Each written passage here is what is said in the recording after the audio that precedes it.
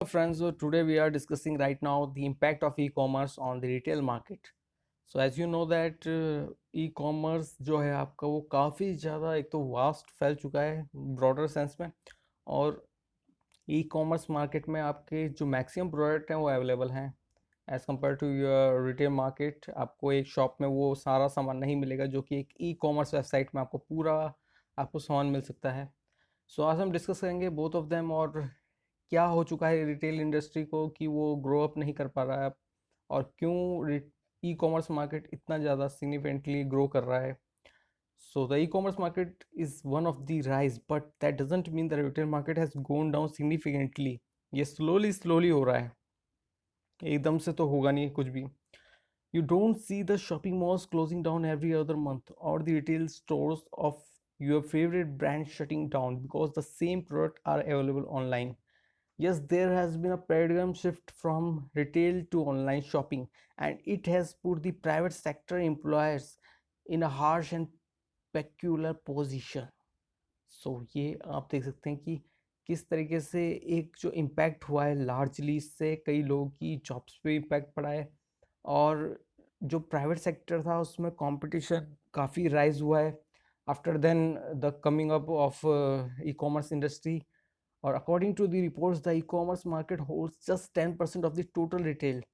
सो 10% अभी तक इसने अचीव किया है और ये एक काफ़ी स्पीड से ग्रो कर रहा है। जैसे जैसे आप पे इंटरनेट की कनेक्टिविटी बढ़ेगी और जैसे जैसे आपके पास स्मार्टफोन्स आने शुरू होंगे, जैसे आपके पास आपको पता है कई सारे लोग अभी भी अ, जो कि कीपैड फ़ोन से उन्हें इस्तेमाल करते हैं। सो उसका लार्जली इम्पैक्ट अभी आपके ई कॉमर्स इंडस्ट्री पे पड़ रहा है। सो आफ्टर देन जब अगर 90% या 80% भी अगर होल्ड करेंगे स्मार्टफोन्स इंडिया में, सो उसका इम्पैक्ट पड़ेगा आपके ई कॉमर्स में भी और वो बिज़नेस ग्रो करेगा डे बाय डे।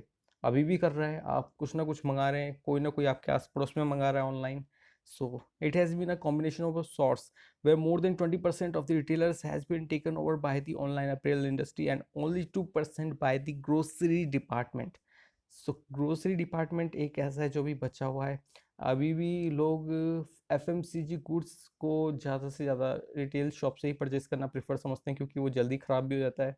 और आप बिग बास्केट वगैरह भी सुना होगा आपने नाम, ये भी धीरे धीरे करके ग्रो अप कर रहे हैं। ये प्रो क्वालिटी ज़्यादा अच्छी दे रहे हैं आपको। चूज़ करने की ज़रूरत नहीं है, सिलेक्शन करने की ज़रूरत नहीं है, ये अच्छे से छांट के अलग रख के सिलेक्टिव प्रोडक्ट्स आपको प्रोवाइड करेंगे, FMCG products. So the verdict e-commerce platforms will became the new sensation in the years to come. But again, they will be limited to a few sectors like apparel or gadgets. But if you look at the global scale, the competition between retail and e-commerce market will continue to exist. They are almost in the position where they coexist because they are dependent on each other.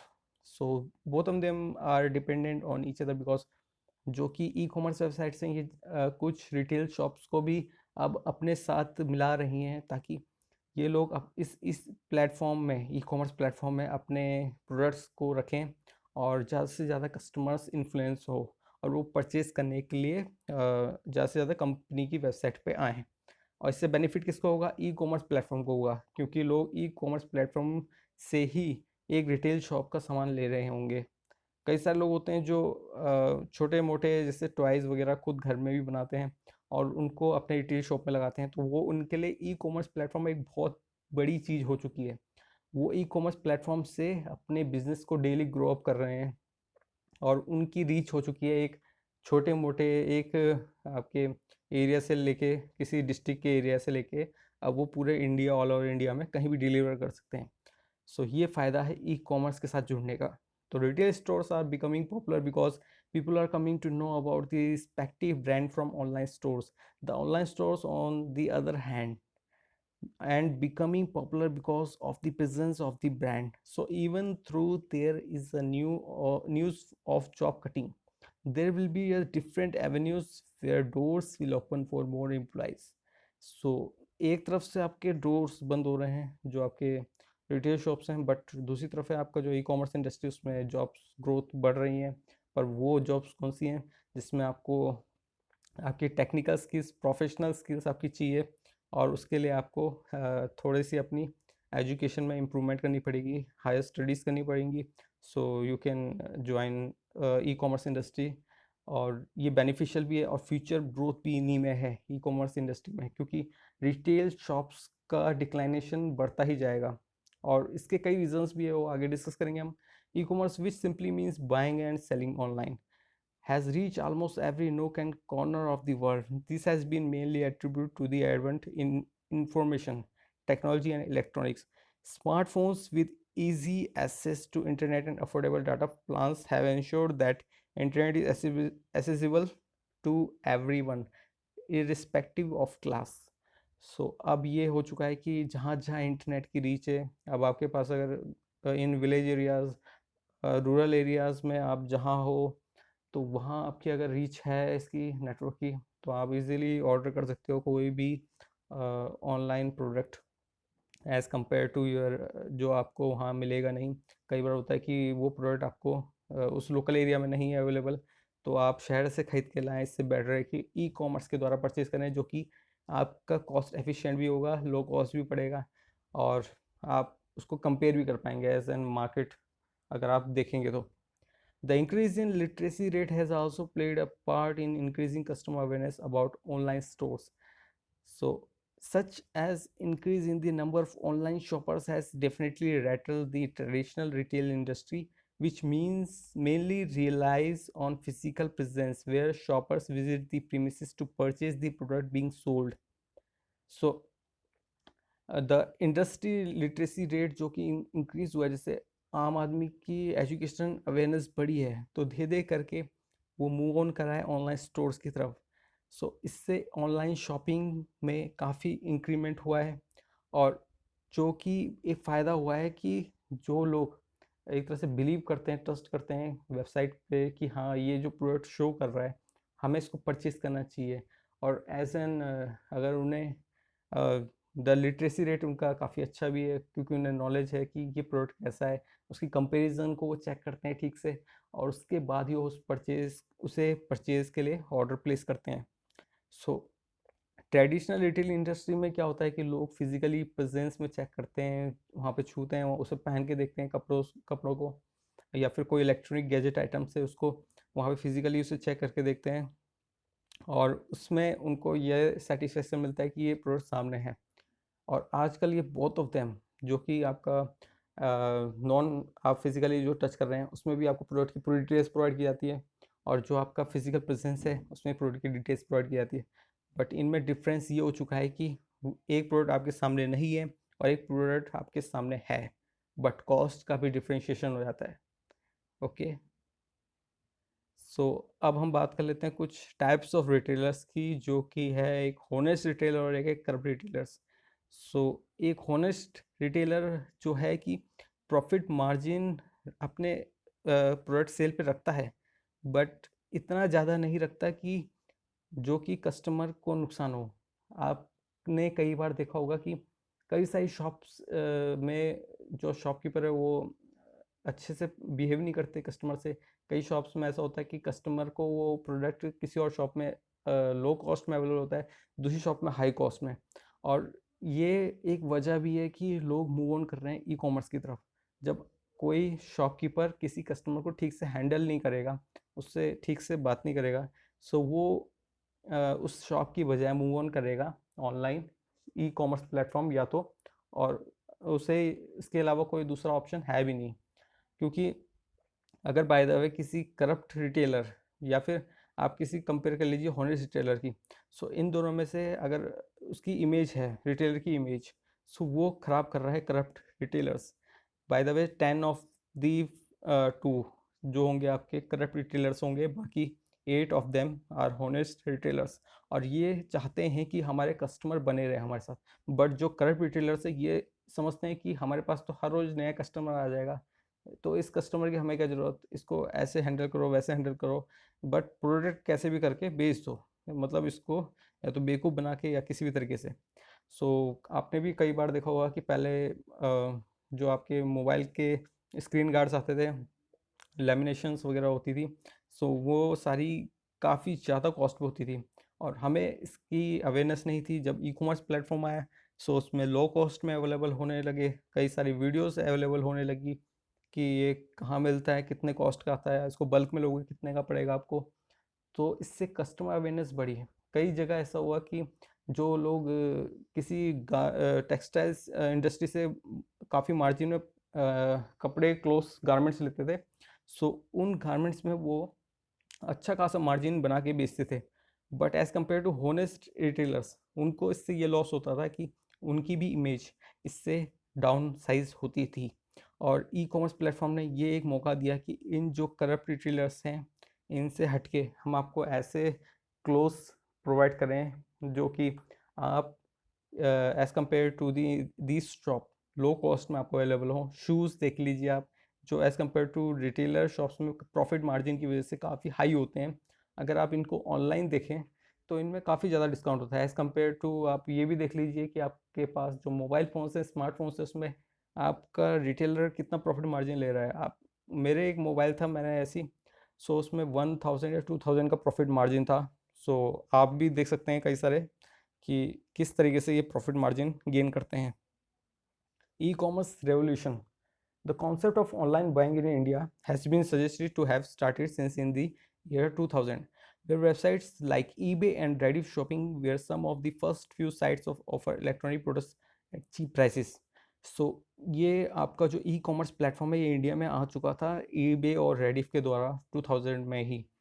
और but ये famous कब हुआ, जब Flipkart, Amazon, etc ने start किया नए तरीके से, और एक तरह से स्ट्रॉन्ग प्रेजेंस बनाई मार्केट में, ताकि लोग ज़्यादा से ज़्यादा प्रोडक्ट खरीद सकें और एक तरह से बिलीव कर सकें। Major discounts, quick delivery, vast variety of products, easy return policies, EMI options, interest free in many cases, cash on delivery options and easy accessibility are few of the aspects. So these are also, अगर आप कोई product order करते हैं, उसमें discount rate सबसे ज़्यादा होता है, सबसे तेज़ डिलीवरी का ऑप्शन ये देते हैं आपको, नॉर्मल डिलीवरी और फास्ट डिलीवरी, ये दो ऑप्शन प्रोवाइड किए जाते हैं। और डिलीवरी में वास्ट वैरायटी ऑफ प्रोडक्ट्स भी हैं आपके, मतलब आप कोई भी एक प्रोडक्ट ले रहे हैं तो उसमें क्वालिटी डिफरेंशिएशन और कलर में भी आपको डिफरेंट मिलेगा। और ये प्लेटफॉर्म मिलता है कि अगर आप किसी रिटेल शॉप में जाते हैं, इतना सारा आपको एक शॉप में नहीं मिलेगा। तो ये जो होता है ई कॉमर्स प्लेटफॉर्म, ये आपका वेयर हाउस समझ लीजिए आप इसको, और रिटेल शॉप तो आपकी रिटेलर ही हो गया। तो ई कॉमर्स प्लेटफॉर्म आपको वेयर हाउस का पूरा एक तरह से आउटलुक दे रहा है कि आप इस वेयर हाउस में जाइए और अपनी पसंद का कोई भी क्लोथ लीजिए, किसी भी कलर का, क्योंकि सारे कलर्स अवेलेबल हैं आपके लिए। तो ऐसे कस्टमर को एक फ़ायदा होता है कि कस्टमर अपनी पसंद से कोई भी कलर चूज़ कर सकता है, ना कि रिटेलर की ख्वाहिश से, जो रिटेलर कई बार इन्फ्लुएंस कर देते हैं कि आप इसी को लीजिए, ये काफ़ी अच्छा क्वालिटी का है। सो ये वहाँ नहीं होता है ई कॉमर्स प्लेटफॉर्म में। So, clever marketing through social media targeting the youngster tech savvy crowd has paid off well. Even the not so tech savvy older generation is also gradually catching up with the trend. So, ये marketing strategy होती है कि एक age group को, एक selective area of group को कैसे target करना है ई कॉमर्स प्लेटफॉर्म के थ्रू। ये डिफरेंट ई चैनल्स या फिर आपकी सोशल मीडिया एप्स के थ्रू ये आपको एडवर्टीजमेंट प्रोवाइड करेंगे और आप इनकी तरफ खींचते हुए चले जाएंगे। Trust was and it will remain a major concern for the online shoppers. However, many e-commerce players such as Amazon have been able to gain the trust through quick redress of consumer complaints and easy return policy. So, एक customer complaint और easy return policy सबसे ज़्यादा महत्वपूर्ण है किसी भी business के लिए। अब कस्टमर कंप्लेंट आती है, आप उसका रिप्लाई नहीं देते हो, आप उसको हैंडल ओवर नहीं करते हो, और आप उसको ठीक से आप ट्रीट नहीं करते हो, तो उसका रिस्पॉन्स नेगेटिव अगर आता है तो वो पूरे या तो प्रोडक्ट के लिए या फिर पूरे बिजनेस के लिए इम्पैक्ट करेगा। अगर अमेज़ोन में कोई भी नेगेटिव कमेंट आती है, या फिर बाय द वे लोगों के रिव्यूज़ नेगेटिव आते हैं, सो उसमें अमेज़ोन एक तरह से सीरियसली उसको हैंडल करता है, उन कमेंट्स को, उस प्रोडक्ट के बारे में उसकी रेटिंग गिराता है फिर उस वजह से।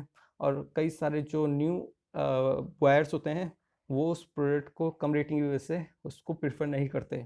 सो एक ये भी वजह है कि जो इन ई कॉमर्स प्लेटफॉर्म को आगे बढ़ा रही है। अब आप रिटेल शॉप में जाएंगे तो आपको अगर कोई ख़राब प्रोडक्ट मार्केट में बिक रहा है और रिटेलर्स को पता है कि ये ख़राब प्रोडक्ट है, फिर भी आपको चिपका देंगे, वो बोलेंगे भाई खरीद लो बस, बहुत अच्छा प्रोडक्ट है। बट आपको कब घर में आके पता चलेगा कि या तो वो लैपटॉप ख़राब है, या तो उसमें कुछ फीचर्स नहीं है, जो आपको उसने शॉप में नहीं बताया, और या तो फिर आप अगर नए हैं तो आपको कंपैरिजन करने को नहीं मिला कि ये लैपटॉप कैसा है, वो लैपटॉप कैसा है। वो आपको सिर्फ एक ही प्रोडक्ट दिखाएगा ओपन करके और पूछेगा सर कैसा है, आप इसको लीजिए बस। सो मल्टीपल चॉइसेस आपके pass on the basis of retail shops. आप रिटेल शॉप में अगर जाते हैं तो नहीं मिलती है। So another aspect which has been helped the e-commerce industry grow in leaps and the bounds in the variety of products offered and the easy of shopping anywhere without having to visit the store amidst traffic chaos. So आपको अब shop जाने की ज़रूरत नहीं है, आप घर बैठे कहीं भी, आप रास्ते में जा रहे हैं कहीं से भी ऑर्डर कर सकते हैं कोई भी प्रोडक्ट। सो रिटेल इम्पैक्ट, रिटेल में क्या असर हुआ इसका?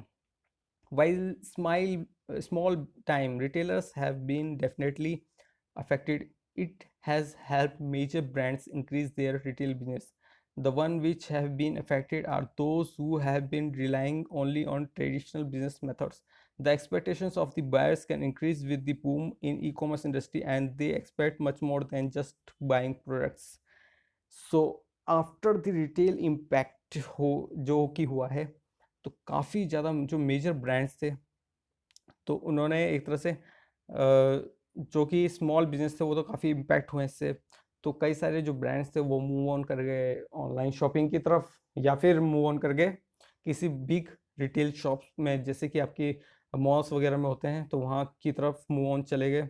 और इससे ये जो इम्पैक्ट पड़ा कि जो शॉप्स थी वो धीरे करके बंद होनी शुरू हो गई, या फिर वहाँ आप समझ लीजिए कि इक्के दुक्के कस्टमर आने लगे। जैसे पहले 50-40 कस्टमर्स आते थे, अब लगभग 10 to 5 कस्टमर्स रेगुलर आ रहे हैं।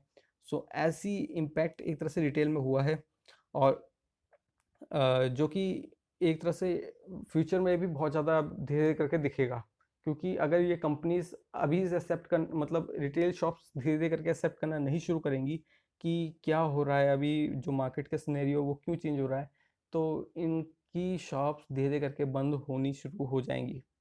A wholesome experience where the buyers feel pampered in expected in all brick and mortar stores. Options such as placing order over the phone and home delivery are expected from small time retail stores. The one which have been able to provide these have thrived well, while the rest seems to have been negatively affected. So ये जो आपको जो e commerce का platform आया है, इससे एक तो ये फ़ायदा हो चुका है कि आपके मोबाइल फ़ोन इंडस्ट्री या फिर जो भी कई सारी इंडस्ट्रीज़ हैं जो कि प्रॉफिट मार्जिन के बेस पे कई सारा कस्टमर्स को जो कि रिटेलर्स के थ्रू कस्टमर्स को अट्रैक्ट करती थी, वो मूव ऑन कर गई हैं ऑनलाइन कंपनीज़ की तरफ। और इससे ये फ़ायदा हुआ है इन्हें कि एडवर्टीजमेंट कॉस्ट को बियर नहीं करना पड़ता ज़्यादा। इन्हें सिर्फ ई कॉमर्स प्लेटफॉर्म में अपने लिस्टेड करने पड़ते हैं प्रोडक्ट, और कई बार ये ई कॉमर्स प्लेटफॉर्म को ही जिम्मेदारी देते हैं कि आप इनको एडवर्टाइज करिए अपने थ्रू, अपने जो सोर्स हैं उनके थ्रू। सो उस वजह से भी इनको बेनिफिशियल होता है। रिटेलर्स को ये एक तरह से ज़्यादा, रिटेलर्स को अगर ये देंगे भी अगर इसका बेनिफिशियल, तो रिटेलर्स एक लिमिटेड सेलेक्टिव एरिया पे ही फोकस कर पाएगा।